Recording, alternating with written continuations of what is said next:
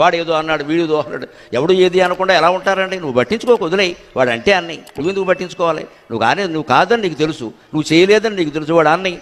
Let them BARC. వాళ్ళు మురుక్కొని మనకే. ప్రతి కుక్క మురిగితే మనం ఎదురుగా మురుగుతామండి. కుక్క మురిగితే మనం ఏం చేస్తాం? ఉడుపుగా తప్పించుకుని పక్కకి పారిపోతాం. అది మురిగింది అని మనం మురగంగా మరీ గట్టిగా మురిగితే రాయిట్టు కొడతాం, అయిపోయాయి. ప్రతిదానికి మనం సమాధానం చెప్పక్కర్లేదండి, అవసరం లేదు అక్కడ. అలాగని మనసులో పెట్టుకుని బాధపడకూడదు. ఇంకా అంతకంటే సమాధానం చెప్పడమే మంచిది. మనసులో పెట్టుకుని అసలే బాధపడడం చేయలేదు కదా, ఏదో అనుకుంటారు అనుకొని వాళ్ళు ఎవరైనా మనం పట్టించుకోవాలా?